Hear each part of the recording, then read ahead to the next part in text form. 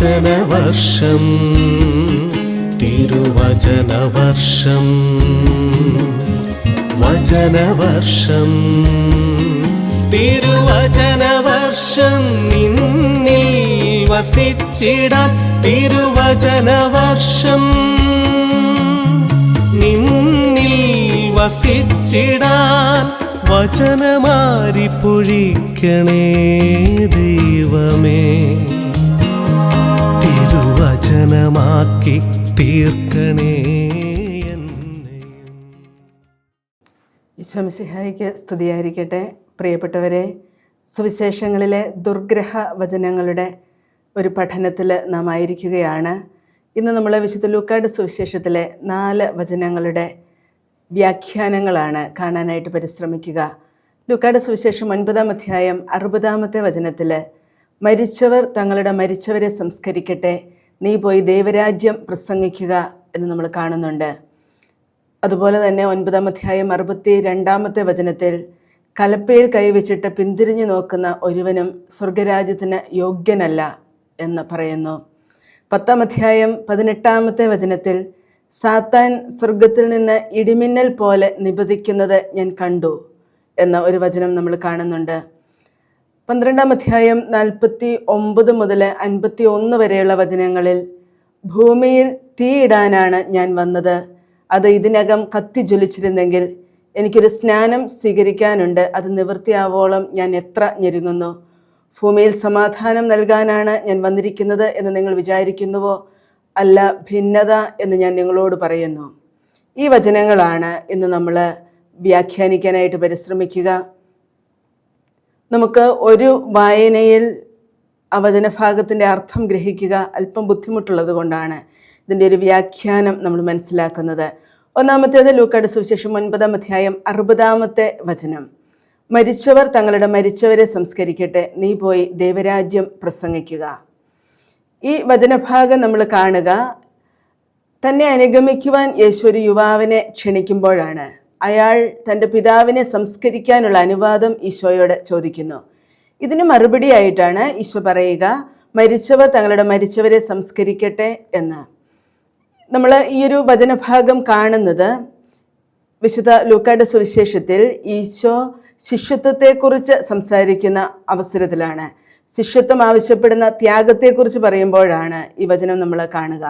ഈ ഒരു വാചകം തന്നെ ഒരു ശക്തമായ രൂപകത്തിൻ്റെ ഫോമിലുള്ളതാണ്. അതിൻ്റെ ലിറ്റററി ഫോം രൂപകമാണ്. യഹൂദ സംസ്കാരത്തിൽ ശവസംസ്കാരം ചെയ്യുക എന്നത് ഒരു പ്രധാന കടമ തന്നെയാണ്. പലപ്പോഴും മറ്റു കടമകളേക്കാൾ മുൻഗണനയോടെ കണ്ടിരുന്ന ഒരു കടമയായിരുന്നു മരിച്ചവരെ സംസ്കരിക്കുക എന്നുള്ളത്. ഇതാണ് യേശുവിൻ്റെ പ്രസ്താവനയെ കൂടുതൽ ശ്രദ്ധേയമാക്കുന്നത്. സാംസ്കാരിക മാനദണ്ഡങ്ങളെ വെല്ലുവിളിക്കുകയും ദൈവരാജ്യത്തിൻ്റെ വെളിച്ചത്തിൽ മുൻഗണനകളുടെ പുനർമൂല്യനിർണയം ആവശ്യപ്പെടുകയും ചെയ്യുന്ന ഒരു വചനഭാഗമാണിത്. ഇത് ശിഷ്യത്വവുമായി ബന്ധപ്പെടുത്തി നമ്മൾ ചിന്തിക്കുമ്പോൾ മരിച്ചവരെ സംസ്കരിക്കുക, മരിച്ചവർക്ക് വേണ്ടി വിലപിക്കുക, അവർക്ക് വേണ്ടി പ്രാർത്ഥിക്കുക, ഇതെല്ലാം സ്നേഹത്തിൻ്റെ അല്ലെങ്കിൽ ഉപവയുടെ ഒരു പ്രവൃത്തിയായിട്ടാണ് നമുക്ക് കാണാൻ സാധിക്കുക. പഴയ നിയമത്തിൽ തോബിത്തിൻ്റെ പുസ്തകത്തിലാണ് മരിച്ചവരെ സംസ്കരിക്കുക എന്ന പുണ്യപ്രവൃത്തിയെക്കുറിച്ച് നമ്മൾ വിശദമായിട്ട് കാണുക. തോബിത്ത് തന്നെ പറയുന്നുണ്ട് 1-ാം അധ്യായം 17-ാമത്തെ വചനത്തിൽ, എൻ്റെ ജനത്തിൽ ആരുടെയെങ്കിലും മൃതശരീരം നിനവയുടെ മതിലിന് വെളിയിൽ കിടക്കുന്നത് കണ്ടാൽ ഉടൻ ഞാനത് സംസ്കരിക്കുമായിരുന്നു എന്ന്. തോബിത്തിൻ്റെ കഥയിൽ നമ്മൾ ഇത് വിശദമായിട്ട് കാണുന്നുണ്ട്. മാതാപിതാക്കളെ ബഹുമാനിക്കുക എന്ന ദൈവകൽപ്പനകളിലെ 4-ാമത്തെ പ്രമാണത്തിൻ്റെ ഒരു പൂർത്തീകരണം മാത്രമേ ഈശോയെ അനുഗമിക്കാൻ വിളിച്ച ഈ യുവാവ് ഈശോയോട് ചോദിക്കുന്നുള്ളൂ, ആവശ്യപ്പെടുന്നുള്ളൂ. ഉൽപ്പത്തിയുടെ പുസ്തകത്തിൽ 25-ാം അധ്യായം 9-ാമത്തെ വചനത്തിൽ നമ്മൾ കാണുന്നുണ്ട്, അബ്രാഹത്തിൻ്റെ മക്കളായ ഇസഹാക്കും ഇസ്മായേലും അബ്രാഹാം മരിച്ചപ്പോൾ അദ്ദേഹത്തെ സംസ്കരിക്കുന്നതിനെ കുറിച്ച് പറയുന്നത്. മരിച്ചവർക്ക് ഉചിതമായ സംസ്കാരം നൽകുക എന്നത് ഒരു പുണ്യമാണ്. തോബിത്തിൻ്റെ പുസ്തകമനുസരിച്ച് ഒരു അപരിചിതന്റെ സംസ്കാരം പോലും അനുഗ്രഹദായകമായ ഒരു പുണ്യപ്രവൃത്തിയായാണ് കരുതുന്നത്. അങ്ങനെ വരുമ്പോൾ യേശുവിൻ്റെ ഈ വാക്കുകളുടെ അർത്ഥം എന്താണ്? വളരെ വ്യത്യസ്തമായ പല വ്യാഖ്യാനങ്ങളും ബൈബിൾ പണ്ഡിതരുടെ ഇടയിൽ ഇതിനെക്കുറിച്ച് നമുക്ക് കാണാൻ സാധിക്കും. ഏതാനും ചില കാര്യങ്ങൾ ഇവയാണ്. ഈശോയുടെ കാലത്ത് മരിച്ചവരെ സംസ്കരിക്കുക ഒരു തൊഴിലായിട്ട് സ്വീകരിച്ചവർ ഉണ്ടായിരുന്നു എന്നാണ് പറയപ്പെടുന്നത്. ഒരു ഭാഷാ വിവർത്തനത്തിലെ തെറ്റായിട്ടാണ് തങ്ങളുടെ മരിച്ചവരെ സംസ്കരിക്കട്ടെ എന്ന് പറയുന്ന വചനത്തെക്കുറിച്ച് ചില വ്യാഖ്യാതാക്കൾ പറയുക. മരിച്ചവരെ സംസ്കരിക്കുന്ന ആളുകൾക്ക് വിട്ടുകൊടുക്കുക അല്ലെങ്കിൽ ഏൽപ്പിച്ചു കൊടുക്കുക എന്നതാവാം ഇവിടെ ഈശോ അർത്ഥമാക്കുന്നത് എന്ന ഒരു വ്യാഖ്യാനം നമുക്ക് കാണാൻ സാധിക്കും. ഈശോ എന്ന വ്യക്തിയെ അനുഗമിക്കാനുള്ള ആഹ്വാനം സ്വീകരിക്കുന്ന ആൾ ഉടനെ തന്നെ പ്രതികരിക്കേണ്ടതുണ്ട് എന്നതിനെ സൂചിപ്പിക്കുന്ന ഒരു പ്രയോഗമാകാം മരിച്ചവർ തങ്ങളുടെ മരിച്ചവരെ സംസ്കരിക്കട്ടെ, നീ പോയി ദൈവരാജ്യം പ്രസംഗിക്കുക എന്ന് പറയുക. യുഗാന്ത്യത്തിന്റെ വെളിച്ചത്തിൽ ഈശോയുടെ വിളിയെ കാണുകയും അതിവേഗം എടുക്കേണ്ട ഒരു തീരുമാനമാണ് യേശുവിൻ്റെ വിളിയോട് പ്രത്യുത്തരം നൽകുന്നത് എന്നതും ഇത് സൂചിപ്പിക്കുന്നു. തൻ്റെ പിതാവിനോടുള്ള സ്നേഹത്തെക്കാൾ ഉപരിയായ സ്നേഹം അയാൾ ദൈവത്തോട് കാണിക്കണം എന്നൊരു സൂചന, അതായത് ക്രൈസ്തവ ശിഷ്യത്വത്തിൻ്റെ തനിമയും പുതുമയും ഒക്കെ ഈ വചനങ്ങളിൽ നമുക്ക് കാണാൻ കഴിയും. മരിച്ചവരെ സംസ്കരിക്കുക എന്നത് ഒരു മകന് അനുവദനീയവും അതൊരു സത്കർമ്മവും അതൊരു അടിയന്തര ആവശ്യവുമാണ്. എന്നാൽ അതിനേക്കാൾ അടിയന്തരമായ ആവശ്യവും ശ്രേഷ്ഠമായ സൽക്കർമ്മവുമാണ് യേശുവിൻ്റെ ശിഷ്യനാവുക എന്നുള്ളത്. കുടുംബ ബന്ധത്തിൻ്റെ പേരിലുള്ള പ്രധാനപ്പെട്ട കടമകൾ പോലും ദൈവരാജ്യം പ്രസംഗിക്കുന്നതിനുള്ള കടമയേക്കാൾ വലുതല്ല. ദൈവരാജ്യ പ്രഘോഷണം ക്രിസ്തു ശിഷ്യത്വത്തിലെ ഒരു അവിഭാജ്യ ഘടകമാണ്. ഈ ആശയങ്ങളെല്ലാം ഒരു പരിധിവരെ നമ്മുടെ സംശയങ്ങളെ ലഘൂകരിക്കും. എങ്കിലും മരിച്ചവർ എങ്ങനെയാണ് മരിച്ചവരെ സംസ്കരിക്കുക എന്ന ചോദ്യം അവശേഷിക്കുന്നുണ്ട്. ഇവിടെ മരിച്ചവർ എന്നതിനെ രണ്ട് തരത്തിൽ നമുക്ക് മനസ്സിലാക്കാം. അതായത് ശാരീരികമായി മരിച്ചവർ എന്നും ആത്മീയമായി മരിച്ചവർ എന്നും ഇതിന് അർത്ഥമുണ്ടാകാം. ആത്മീയമായി മരിച്ചവർക്ക്, അതായത് ഈശോയെ അനുഗമിക്കാത്തവർക്ക് ലൗകിക കാര്യങ്ങളെ കൈകാര്യം ചെയ്യാൻ കഴിയുമെന്ന് ഈശോ പറയുന്ന ഒരു വചനഭാഗമാകാം ഇത്. ഭൗമിക കാര്യങ്ങളെക്കാൾ ആത്മീയ ജീവിതത്തിൻ്റെ അടിയന്തരതയും മുൻഗണനയും ഈ പ്രസ്താവനയിലൂടെ നമുക്ക് മനസ്സിലാക്കാൻ സാധിക്കും. ദൈവത്തിൻ്റെ വിളിയോട് പ്രതികരിക്കാത്തത് മരണമായി ലൂക്കായുടെ സുവിശേഷത്തിൽ തന്നെ നമ്മൾ കാണുന്നുണ്ട്. അതായത് ലൂക്കായുടെ സുവിശേഷത്തിൽ ധൂർത്തപുത്രന്റെ ഉപമയിൽ ദൈവഹിതത്തോട് പ്രതികരിക്കാത്ത മകനെക്കുറിച്ച് പറയുക 15-ാം അധ്യായം 24-ാമത്തെ വചനത്തിൽ, എൻ്റെ ഈ മകൻ മൃതനായിരുന്നു, അവനിതാ വീണ്ടും ജീവിക്കുന്നു. 15-ാം അധ്യായം 32-ാമത്തെ വചനത്തിലും ഇത് ആവർത്തിക്കുന്നുണ്ട്. നിന്റെ സഹോദരൻ മൃതനായിരുന്നു, അവൻ ഇപ്പോൾ ജീവിക്കുന്നു എന്ന് പറയുന്നു. ആധുനിക ബൈബിൾ വിജ്ഞാനീയത്തിന്റെ അടിസ്ഥാനത്തിൽ ലൂക്കായുടെ സുവിശേഷം 9-ാം അധ്യായം 60-ാമത്തെ വചനം, മരിച്ചവർ തങ്ങളുടെ മരിച്ചവരെ സംസ്കരിക്കട്ടെ എന്നത് മധ്യപൂർവ്വ ദേശങ്ങളിൽ നിലനിന്നിരുന്ന ഒരു പഴഞ്ചൊല്ലായി കണക്കാക്കാവുന്നതാണ്. ഈ പഴഞ്ചൊല്ലിന്റെ ഉത്ഭവം ഈജിപ്തിലും മറ്റു ദേശങ്ങളിലും നിലനിന്നിരുന്ന ഒരു അന്ധവിശ്വാസത്തിൽ നിന്നാണ് എന്ന് നമുക്ക് മനസ്സിലാക്കാൻ കഴിയും. ഇവിടെ മരിച്ചുപോയ ആളുകളുടെ ആത്മാക്കൾ മറ്റൊരു വ്യക്തി മരിക്കുമ്പോൾ ആ വ്യക്തിയെ മരിച്ചവരുടെ ഇടത്തിലേക്ക് സ്വീകരിച്ച് ആനയിക്കുന്നു എന്ന ഒരു ആശയം അവരുടെ ഇടയിൽ നിലനിന്നിരുന്നു. അതിൽ നിന്ന് രൂപപ്പെട്ട ഒരു ചൊല്ല് ആയിരിക്കാം. മരിച്ചവരെ സംസ്കരിക്കുന്ന കാര്യം ആവശ്യമില്ല എന്നല്ല, മറിച്ച് ദൈവരാജ്യ പ്രഘോഷണത്തിനാണ് പ്രാധാന്യം എന്നതാണ് ശിഷ്യത്വത്തെക്കുറിച്ച് ഈശോ പഠിപ്പിക്കുന്ന ഈ വചനങ്ങളുടെ ഇടയിലുള്ള ഈ വചനം കൊണ്ട് അർത്ഥമാക്കുക. ദൈവത്തിൻ്റെ വിളിയോട് പ്രതികരിക്കുന്നത് ഉടനടി തന്നെ ആകണം എന്നൊരു സൂചന ഇവിടെയുണ്ട്. യേശുവിനെ അനുഗമിക്കുക എന്നത് ഏറ്റവും പ്രധാനപ്പെട്ട ദൈവനിയോഗമാണ്. അനുഗമിക്കൽ ചലനാത്മകതയെ സൂചിപ്പിക്കുന്നു. അനുഗമിക്കാൻ അല്ലെങ്കിൽ അനുധാവനം ചെയ്യാൻ താമസിക്കുന്നത് സമർപ്പണത്തിൻ്റെ സ്വഭാവത്തിലെ ഒരു പരാജയമായി കരുതുന്നു. നമ്മൾ ഈ കാണുന്ന യുവാവ് ഈശോയെ അനുഗമിക്കുകയില്ല എന്നല്ലല്ലോ അർത്ഥമാക്കുക. പിതാവിനെ സംസ്കരിക്കണം എന്നുള്ള ഒരു സാഹചര്യത്തിൽ നിന്നാണല്ലോ ഈശോ ഈ വചനം പറയുക. പിന്നീട് നമ്മൾ കാണുന്ന ഒരു കാര്യമാണ് അതിൻ്റെ തുടർച്ചയായി പറയുക, നീ പോയി ദൈവരാജ്യം പ്രസംഗിക്കുക എന്നാണ്. യേശുവിൻ്റെ പഠിപ്പിക്കലിലെ ഒരു പ്രധാന പ്രമേയമാണ് ദൈവരാജ്യം. ദൈവത്തിൻ്റെ ഭരണത്തെയും അവൻ്റെ വാഗ്ദാനങ്ങളുടെ പൂർത്തീകരണത്തെയും ഇത് പ്രതിനിധീകരിക്കുന്നു. രാജ്യം പ്രഖ്യാപിക്കാനുള്ള ഈ ആഹ്വാനം സുവിശേഷ സന്ദേശത്തിൻ്റെ അടിയന്തരത ഊന്നിപ്പറയുന്ന സജീവ ശിഷ്യത്വത്തിൻ്റെ ഒരു ആഹ്വാനമാണ്. മത്തായിയുടെ സുവിശേഷത്തിൽ 28-ാം അധ്യായം 19-20 വചനങ്ങളിൽ നമ്മൾ കാണുന്നുണ്ട്. എല്ലാ ജനതകളെയും എൻ്റെ ശിഷ്യരാക്കുവിൻ എന്ന് ഈശോ കൽപ്പിക്കുന്നു. പോവുക എന്നൊരു നിർദ്ദേശമാണ് അവിടെ നമ്മൾ കാണുക. Go and proclaim the good news. ഇവിടെ പോവുക എന്നുള്ളത് അല്ലെങ്കിൽ ദൈവരാജ്യം പ്രഘോഷിക്കുക എന്നുള്ളത് ശിഷ്യത്വത്തിലെ ഒഴിച്ചുകൂടാൻ സാധിക്കാത്ത ഒരു യാഥാർത്ഥ്യമാണ്. യേശുവിനെ അനുഗമിക്കുന്നതിന് മുൻപ് ഓരോ ആളുകൾക്കുമുള്ള മുൻഗണനകൾ ഉപേക്ഷിച്ച് ഒരു പുതിയ ലക്ഷ്യം സ്വീകരിച്ചുകൊണ്ടാണ് ഈ ശിഷ്യത്വത്തിലേക്ക് ഒരാൾ പ്രവേശിക്കേണ്ടത് എന്നത് ഈ വചനം കൊണ്ട് അർത്ഥമാക്കുന്നു. അടുത്ത് നമ്മൾ കാണുക ലൂക്കായുടെ സുവിശേഷം 9-ാം അധ്യായം 62-ാമത്തെ വചനത്തിൽ നമ്മൾ കാണുന്നു, കലപ്പയിൽ കൈവച്ചിട്ട് പിന്തിരിഞ്ഞു നോക്കുന്ന ഒരുവനും സ്വർഗരാജ്യത്തിന് യോഗ്യനല്ല. യേശുവിൻ്റെ വാക്കുകളുടെ അധികാരവും പ്രാധാന്യവും ഊന്നിപ്പറയുന്ന ഒരു പ്രസ്താവനയാണ് ഈ വാക്കുകളിലൂടെ നമ്മൾ കാണുക. സുവിശേഷങ്ങളിൽ ആഴമേറിയ ആത്മീയ സത്യങ്ങൾ പഠിപ്പിക്കാൻ ഈശോ പലപ്പോഴും പ്രഖ്യാപന പ്രസ്താവനകൾ ഉപയോഗിക്കാറുണ്ട്. ശിഷ്യത്വത്തെക്കുറിച്ചൊക്കെ പഠിപ്പിക്കുമ്പോൾ വളരെ സാധാരണമായിട്ട് നമ്മൾ കാണുന്ന ഒന്നാണിത്. അങ്ങനെയുള്ള ഒരു വചനഭാഗമാണ് ഇപ്പോൾ നമ്മൾ കാണുന്ന കലപ്പയിൽ കൈവച്ചിട്ട് പിന്തിരിഞ്ഞു നോക്കുന്ന ഒരുവനും സ്വർഗരാജ്യത്തിന് യോഗ്യനല്ല എന്ന വചനഭാഗവും. ശിഷ്യത്വത്തിൻ്റെ വിലയെക്കുറിച്ച് ഈശോ സംസാരിക്കുന്ന ഒരു പ്രഭാഷണത്തിൻ്റെ ഭാഗം തന്നെയാണ് ഈ ഒരു വചനവും. തന്നെ അനുഗമിക്കുവാൻ ആവശ്യമായ പ്രതിബദ്ധതയും അതിനു കൊടുക്കേണ്ട ഗൗരവവും ഈശോ എടുത്തു കാണിക്കുന്ന ഒരു വചനഭാഗമാണ് ഇത്.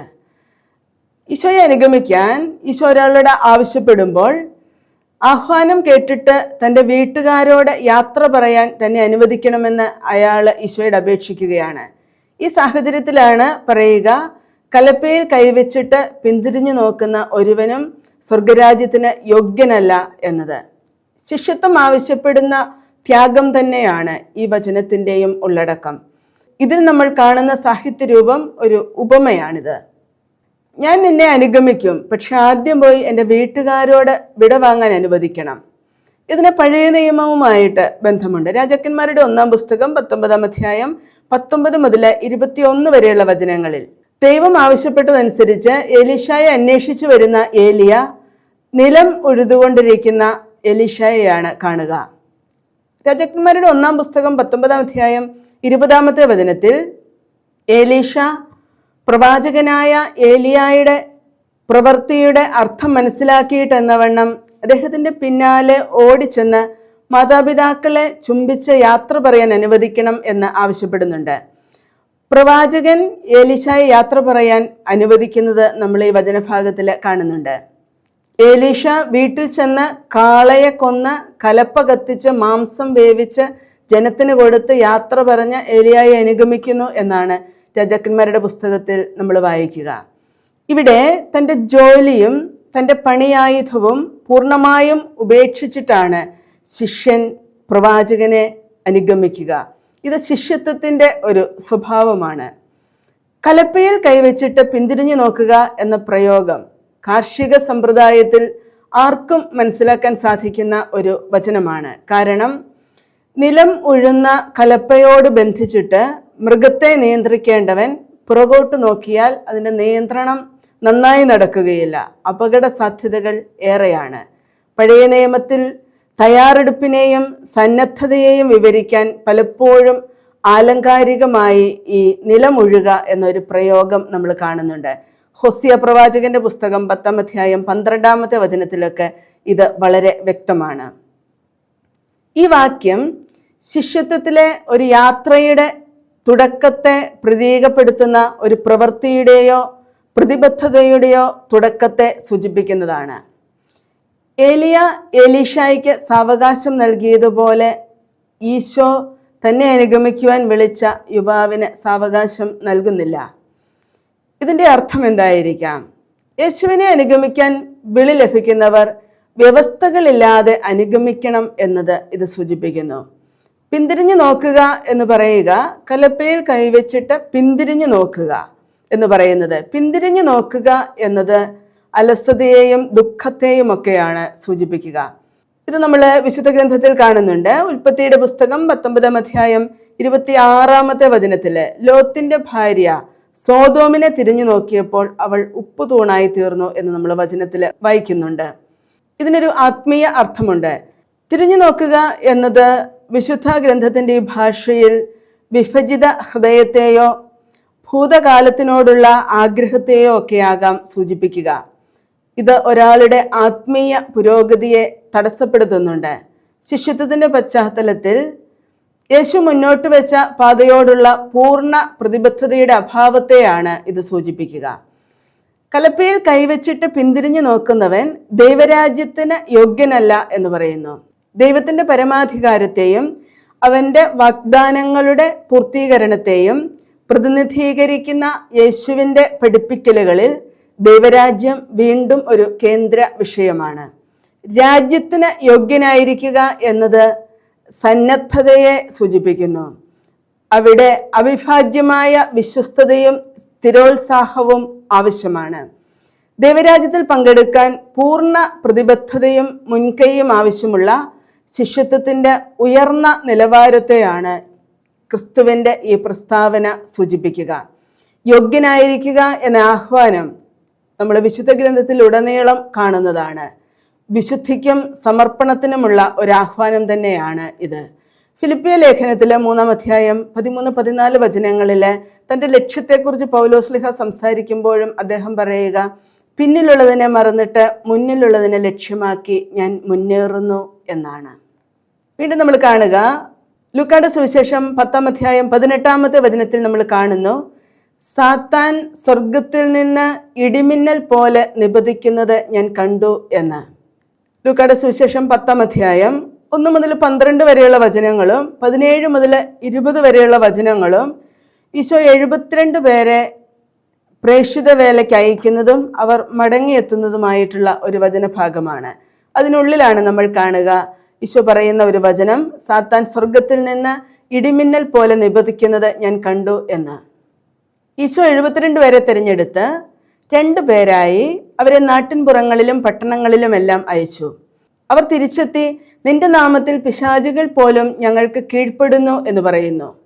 ശിഷ്യന്മാർ തങ്ങളുടെ പ്രേക്ഷിത വേല വിജയമായിരുന്നു എന്ന് ഈശോയോട് പറഞ്ഞപ്പോൾ ഈശോ പറഞ്ഞ വാക്കുകളാണ് ഇത്. സാത്താൻ സ്വർഗത്തിൽ നിന്ന് ഇടിമിന്നൽ പോലെ നിബദിക്കുന്നത് ഞാൻ കണ്ടു എന്ന വചനം. എന്താണ് ഇടിമിന്നൽ പോലെ നിബദിക്കുക എന്ന് പറയുന്നതിൻ്റെ അർത്ഥം? ഇത് നമുക്ക് മനസ്സിലാവുക യെശയ്യാ പ്രവാചകന്റെ പുസ്തകം 14-ാം അധ്യായം 12-ാമത്തെ വചനത്തിൽ സമാനമായ ഒരു കാര്യം നമ്മൾ കാണുന്നുണ്ട്. അവിടെ ഇങ്ങനെയാണ് വായിക്കുക, ഉഷസ്സിന്റെ പുത്രനായ പ്രഭാത നക്ഷത്രമേ, നീ എങ്ങനെ ആകാശത്തു നിന്ന് വീണു എന്ന് കാണുക. ഈ യെശയ്യാ പ്രവാചകന്റെ പുസ്തകം 14-ാം അധ്യായത്തിന്റെ സാഹചര്യം ബാബിലോൺ രാജാവായിരുന്ന നെബൂഖദ്നേസർ വീണുപോയതിനെ കുറിച്ച് യെശയ്യാ പ്രവാചകൻ പരിഹാസ രൂപേണ എഴുതുന്ന ഒരു വചനഭാഗമാണിത്.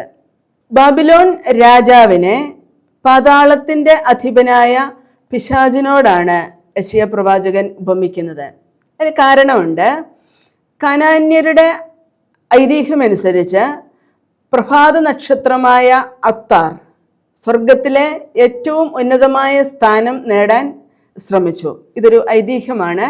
എന്നാൽ ഏൽ ദേവൻ അത്താറിനെ തോൽപ്പിച്ചു. അങ്ങനെ അത്താറിൻ്റെ പതനം ഇടിമിന്നൽ പോലെ ആയിരുന്നു എന്ന് നമ്മൾ ഇവരുടെ ഈ ഐതിഹ്യത്തിൽ കാണുന്നുണ്ട്.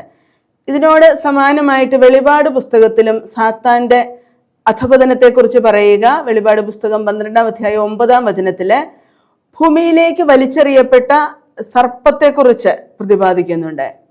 വരാനിരിക്കുന്ന മിശിഹ സർപ്പത്തിൻ്റെ തല തകർക്കുമെന്ന പ്രവചനം ഉൽപ്പത്തിയുടെ പുസ്തകം 3-ാം അധ്യായം 15-ാമത്തെ വചനത്തിൽ നമ്മൾ കാണുന്നുണ്ട്. ഈ വചനങ്ങളെയെല്ലാം ഒന്നിച്ചു ചേർത്ത് നമ്മൾ ചിന്തിക്കുമ്പോൾ സർപ്പത്തിൻ്റെ തല തകർക്കുന്ന മിശിഹ പാപത്തിൻ്റെ മേലും തിന്മയുടെ മേലും വിജയം വരിക്കുന്നവനാണ്. ഈ അധികാരം ഈശോ തൻ്റെ ശിഷ്യന്മാർക്ക് അന്ധകാര ശക്തികളുടെ മേൽ അധികാരം നൽകിക്കൊണ്ട് നൽകുന്നുണ്ട്. സാത്താൻ വീണു എന്ന് പറയുന്നത് പിശാചിൻ്റെ മേൽ ശിഷ്യർക്ക് ഈശോ നൽകിയ അധികാരം ശിഷ്യർ തങ്ങളുടെ ദൗത്യ നിർവഹണത്തിൽ പ്രയോഗിച്ചു, അത് വിജയിക്കുകയും ചെയ്തു എന്നതിൽ നിന്നുമാണ് നമുക്ക് മനസ്സിലാക്കാൻ കഴിയുക. സാത്താൻ സ്വർഗത്തിൽ നിന്ന് ഇടിമിന്നൽ പോലെ നിബദിക്കുന്നത് സൂചിപ്പിക്കുക ദുഷ്ടശക്തികളുടെ പരാജയവും ദൈവരാജ്യത്തിൻ്റെ വിജയവുമാണ്. ഇടിമിന്നൽ പോലെ എന്നത് വളരെ പെട്ടെന്ന് തിന്മയുടെ ശക്തി ക്ഷയിക്കും എന്നതിന് ഉപയോഗിക്കുന്ന ഒരു ആലങ്കാരിക ഭാഷയാണ്.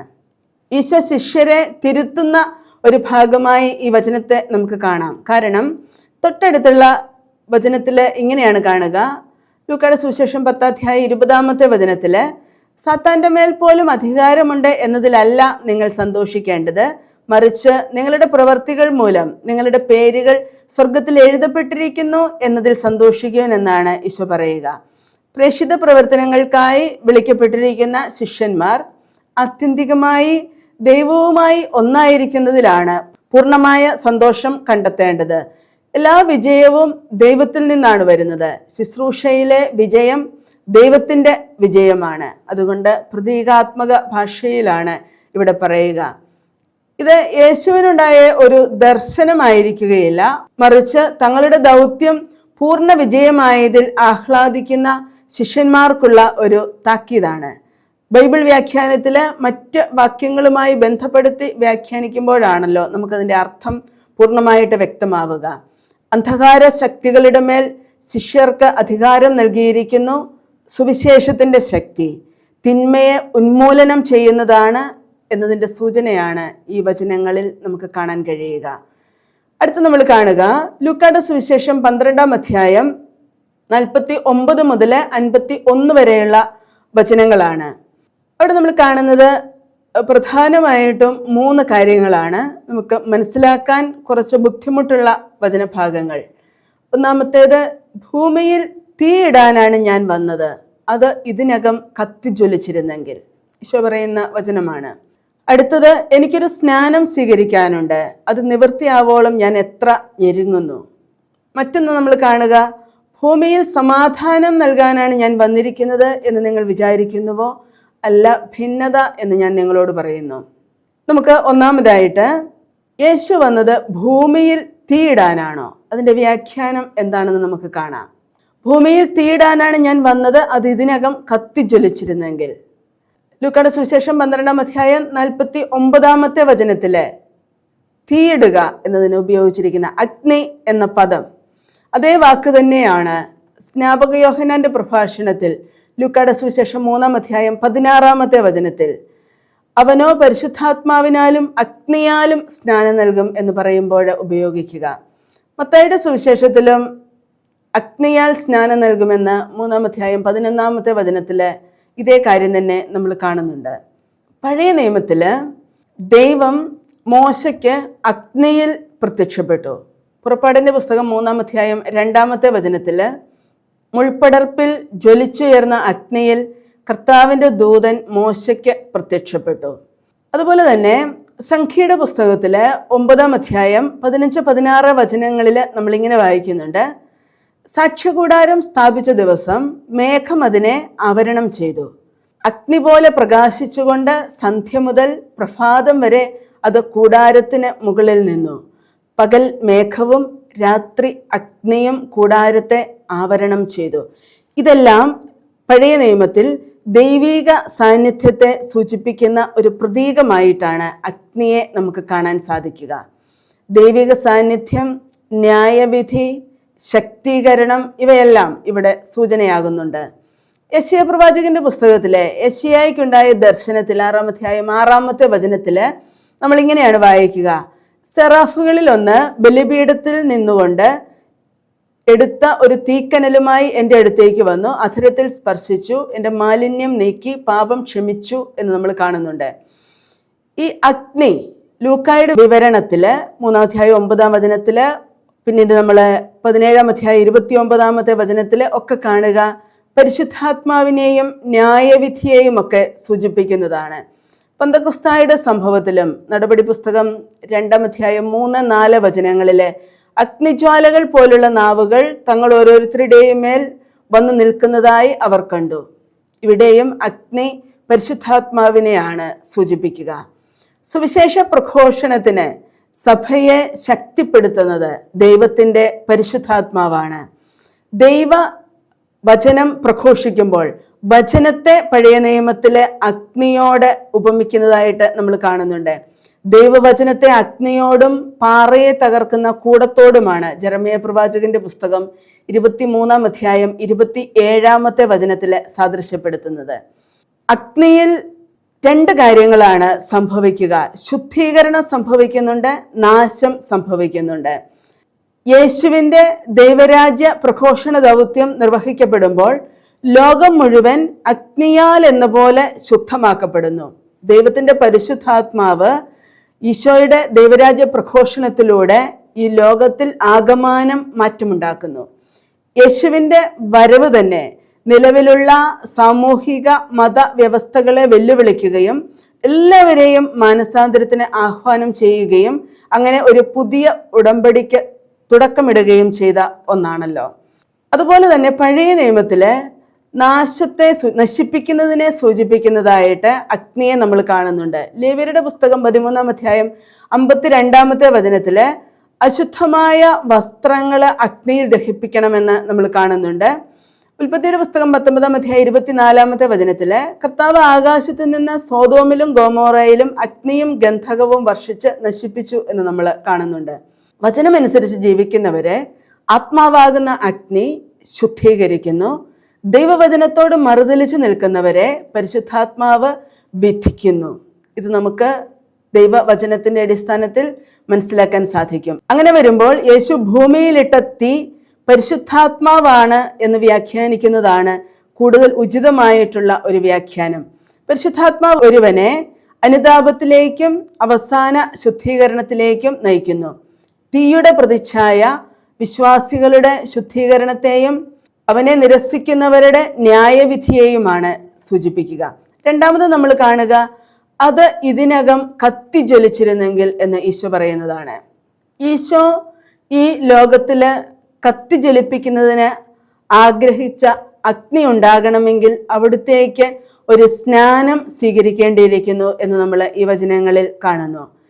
പരിശുദ്ധാത്മാവിൻ്റെ മനസാന്തര പ്രവർത്തനത്തിന്റെ തുടക്കമായി തീയുടെ ജ്വലിപ്പിക്കൽ നമുക്ക് കാണാം. ഇത് ഈശോയുടെ മരണത്തിനും പുനരുത്ഥാനത്തിനും ശേഷം പൂർണ്ണമായും യാഥാർത്ഥ്യമാകുന്ന ഒന്നാണ്. വരാനിരിക്കുന്ന രാജ്യത്തെക്കുറിച്ചുള്ള ഈശോയുടെ പ്രതീക്ഷയും അവൻ്റെ സന്ദേശത്തിൻ്റെ അടിയന്തരതയും ഇത് പ്രതിഫലിപ്പിക്കുന്നുണ്ട്. മനസാന്തരത്തിൻ്റെയും വിശ്വാസത്തിൻ്റെയും അടിയന്തരമായ ആവശ്യകതയെയാണ് ഇത് സൂചിപ്പിക്കുക. എനിക്കൊരു സ്നാനം സ്വീകരിക്കാനുണ്ട്, അത് നിവൃത്തിയാവോളം ഞാൻ എത്ര ഞെരുങ്ങുന്നു എന്ന വചനം ലുക്കായിൽ മാത്രമേ നമ്മൾ കാണുന്നുള്ളൂ. എന്താണ് അതിൻ്റെ അർത്ഥം? ജ്ഞാനസ്നാനം എന്നത് ഇവിടെ അർത്ഥമാക്കുക ഈശോയുടെ സഹനവും മരണവും വഴി മഹത്വത്തിലേക്കുള്ള പ്രവേശനമാണ്. എങ്ങനെയാണത്? യേശു സ്വീകരിക്കേണ്ട സ്നാനം പിതാവിൻ്റെ ഇഷ്ടപ്രകാരം അർപ്പിക്കേണ്ട കുരിശിലെ ആത്മബലിയാണ്. ഈ ആത്മബലിക്കുള്ള വിളി കൂടിയായിരുന്നു ഈശോയുടെ മാമോദീസായിൽ ഇവൻ എൻ്റെ പ്രിയപുത്രൻ എന്ന പിതാവിൻ്റെ സ്വരത്തിൽ നമുക്ക് കാണാൻ കഴിയുക. അങ്ങനെയാണെങ്കിൽ ലൂക്കായുടെ സുവിശേഷം 12-ാം അധ്യായം 50-ാം വചനത്തിൽ നമ്മൾ കാണുക, ഈശോ തൻ്റെ സഹനത്തെക്കുറിച്ച് നടത്തുന്ന ഒരു പ്രവചനമാണ്. എനിക്കൊരു മാമോദീസ സ്വീകരിക്കാനുണ്ട് എന്ന് പറയുക. ഇതിനോട് സമാനമായ ഒരു ചിന്ത മർക്കോസിന്റെ സുവിശേഷം 10-ാം അധ്യായം 38-39 വചനങ്ങളിൽ നമ്മൾ കാണുന്നു. ഈശോ പറയുക, ഈശോ സ്വീകരിക്കുന്ന സ്നാനത്തെക്കുറിച്ചും അവിടുത്തേക്ക് കുടിക്കാനുള്ള പാനപാത്രത്തെക്കുറിച്ചുമാണ്. ഇത് രക്ഷാകര സഹനത്തെ തന്നെയാണ് അർത്ഥമാക്കുക. സെബദി പുത്രന്മാർക്ക് ഈശോ നൽകുന്ന മറുപടി ഇത് വ്യക്തമാക്കുന്നുണ്ട്. കുരിശിലേക്കുള്ള യാത്രാമധ്യേ സ്വർഗരാജ്യത്തിൽ വലതും ഇടതും ഇരിക്കാനുള്ള ആഗ്രഹം സെബദി പുത്രന്മാർ അറിയിക്കുമ്പോൾ മർക്കോസിന്റെ സുവിശേഷം 10-ാം അധ്യായം 38-ാമത്തെ വചനത്തില് ഞാൻ കുടിക്കുന്ന പാനപാത്രം കുടിക്കാനോ ഞാൻ സ്വീകരിക്കുന്ന മാമോദീസ സ്വീകരിക്കാനോ നിങ്ങൾക്ക് കഴിയുമോ എന്ന് ചോദിക്കുന്നു. എന്തുകൊണ്ടാണ് പീഡാനുഭവത്തെയും മരണത്തെയും ഒക്കെ ഒരു മാമോദീസായുമായിട്ട് ബന്ധപ്പെടുത്തി യേശു കാണുന്നത്? ഇതായിരിക്കാം അതിൻ്റെ അർത്ഥം. മാമോദീസായിൽ ജലത്തിൽ മുങ്ങുകയാണല്ലോ ചെയ്യുന്നത്. അനുഭവത്തിന്റെ ആഴവും തീവ്രതയുമാണ് മുങ്ങുക എന്നതുകൊണ്ട് അർത്ഥമാക്കുക. അത് പീഡാസഹനത്തെയും മരണത്തെയും കുറിക്കുമ്പോൾ കൂടുതൽ അർത്ഥവത്താവുകയാണ്. ഈശോ പരസ്യജീവിതം ആരംഭിക്കുമ്പോൾ ജോർദാൻ നദിയിൽ വെച്ച് മാമോദീസ സ്വീകരിച്ചു. മർക്കോസിന്റെ സുവിശേഷം 1-ാം അധ്യായം 4-ാമത്തെ വചനം അനുസരിച്ച് പാപമോചനത്തിനുള്ള അനുതാപത്തിന്റെ ജ്ഞാനസ്നാനമാണ് സ്നാപക യോഹന്നാൻ നൽകിയത്. അതായത് പാപം ചെയ്തവർ അവരുടെ പാപത്തിന് പരിഹാരമായി യോഹന്നാനിൽ നിന്ന് മാമോദീസ സ്വീകരിക്കാൻ ക്ഷണിക്കപ്പെട്ടു. ഈശോ പാപരഹിതനായിരിക്കെ പാപിയായ മനുഷ്യനോട് താതാത്മ്യപ്പെടുന്നതിന് യോഹന്നാനിൽ നിന്നും മാനസാന്തരത്തിന്റെ മാമോദീസ സ്വീകരിച്ചു. അതുകൊണ്ടാണ് ഹെബ്രായ ലേഖനം 2-ാം അധ്യായം 17-18 വചനങ്ങളിൽ നമ്മൾ കാണുക, ജനങ്ങളുടെ പാപങ്ങൾക്ക് പരിഹാരം ചെയ്യുന്നതിന് വേണ്ടി ദൈവീക കാര്യങ്ങളിൽ വിശ്വസ്തനും കരുണയുള്ളവനുമായ പ്രധാന പുരോഹിതനാകാൻ അവൻ എല്ലാ കാര്യങ്ങളിലും തൻ്റെ സഹോദരനോട് സദൃശനാകേണ്ടിയിരുന്നു എന്ന് പറയുന്നത്. യേശു സ്വീകരിക്കാൻ പോകുന്ന സഹനത്തിന്റെ മാമോദീസ സൂചിപ്പിക്കുക ദൈവ തിരുമനസ്സിന് വിധേയനാകാനുള്ള യേശുവിൻ്റെ അനുസരണത്തിന്റെ പ്രതീകമാണ്. മാമോദീസ മുങ്ങുന്നത് വരെ ഞാൻ അസ്വസ്ഥനാണ് എന്ന് പറഞ്ഞാൽ യോർദാനിൽ മാമോദീസായിൽ ലഭിച്ച പരിശുദ്ധാത്മാവിൻ്റെ ശക്തി യേശുവിൻ്റെ ലക്ഷ്യമായ രക്ഷാകര സഹനത്തിലേക്ക് അവിടുത്തെ എത്തിക്കുവാൻ പ്രാപ്തമാണ്. ഞാൻ അസ്വസ്ഥനാണ് എന്നത് ശാരീരിക വേദനയേക്കാൾ മനുഷ്യകുലത്തിന്റെ പാപഭാരമാണ് സൂചിപ്പിക്കുക എന്നാണ് ബൈബിൾ പണ്ഡിതർ പറയുക. നിവൃത്തിയാവോളം എന്ന ഒരു പ്രയോഗം നമ്മളിവിടെ കാണുന്നുണ്ട്. അതിൻ്റെ അർത്ഥം ഇപ്രകാരമാണ്: യേശുവിൻ്റെ മരണത്തിലൂടെയും പുനരുത്ഥാനത്തിലൂടെയും അവൻ്റെ ദൗത്യം പൂർത്തീകരിക്കുന്നതിനെയാണ് നിവൃത്തിയാവോളം എന്ന വചനം കൊണ്ട് സൂചിപ്പിക്കുക. ദൈവത്തിൻ്റെ വീണ്ടെടുപ്പ് പദ്ധതിയുടെ പൂർത്തീകരണത്തെ സൂചിപ്പിക്കുന്നതിനാൽ ഈ നിവൃത്തിയാകൽ രക്ഷാ വിവരണത്തിന്റെ കേന്ദ്രം തന്നെയാണ്. ഈ പദം യേശുവിൻ്റെ കുരിശിലെ അവസാന വാക്കുകളായ യോഹന്നാന്റെ സുവിശേഷം 19-ാം അധ്യായം 30-31 വചനങ്ങളിലൊക്കെ നമ്മൾ കാണുന്ന എല്ലാം പൂർത്തിയായിരിക്കുന്നു എന്ന വചനത്തെ തന്നെയാണ് പ്രതിധ്വനിപ്പിക്കുക. ഇത് അവന്റെ ഭൗമിക ശുശ്രൂഷയുടെ പര്യവസാനത്തെയും പാപപരിഹാരത്തെയുമാണ് അടയാളപ്പെടുത്തുക. ഭൂമിയിൽ സമാധാനം നൽകാനാണ് ഞാൻ വന്നിരിക്കുന്നത് എന്ന് നിങ്ങൾ വിചാരിക്കുന്നുവോ? അല്ല, ഭിന്നത എന്ന് ഞാൻ നിങ്ങളോട് പറയുന്നു. ഈ വചനം കൊണ്ട് എന്താണ് അർത്ഥമാക്കുക? യഹൂദ പാരമ്പര്യത്തിൽ മിശിഹ സമാധാനത്തിൻ്റെയും സമൃദ്ധിയുടെയും ഒരു ഭരണം സ്ഥാപിക്കുമെന്ന ഒരു പ്രതീക്ഷ അവരിലുണ്ടായിരുന്നു. എന്നിരുന്നാലും യേശു തൻ്റെ ദൗത്യത്തെക്കുറിച്ചുള്ള ഈ തെറ്റിദ്ധാരണയെ തന്നെയാണ് അഭിസംബോധന ചെയ്യുക. സമാധാനം നൽകാനാണ് ഞാൻ വന്നിരിക്കുന്നത് എന്ന് നിങ്ങൾ വിചാരിക്കുന്നുവോ എന്ന ചോദ്യം ശ്രോതാക്കളെ അവൻ്റെ ഉദ്ദേശത്തെക്കുറിച്ചുള്ള അവരുടെ ഗ്രാഹ്യം പുനർവിചിന്തനം ചെയ്യാനായിട്ട് പ്രേരിപ്പിക്കുന്നു. യെശയ്യാ പ്രവാചകന്റെ പുസ്തകം 9-ാം അധ്യായം 6-ാമത്തെ വചനത്തില് ശക്തനായ ദൈവം, നിത്യനായ പിതാവ്, സമാധാനത്തിന്റെ രാജാവ് എന്നവൻ വിളിക്കപ്പെടുമെന്നാണ് പറയുക. ഈശോയെ സമാധാനത്തിന്റെ രാജാവ് എന്നാണ് വിളിക്കുക. ഇവിടെ അവൻ നൽകുന്ന സമാധാനം ആത്മീയവും ആന്തരികവുമാണ്. ഇത് രാഷ്ട്രീയമോ സാമൂഹികമോ ആയ ഒരു സമാധാനമല്ല. യേശു തൻ്റെ ശുശ്രൂഷയുടെ അനിവാര്യമായ അനന്തര ഫലമായിട്ടാണ് വിഭജനം എന്ന അല്ലെങ്കിൽ ഭിന്നത എന്ന ആശയത്തെ അവതരിപ്പിക്കുക.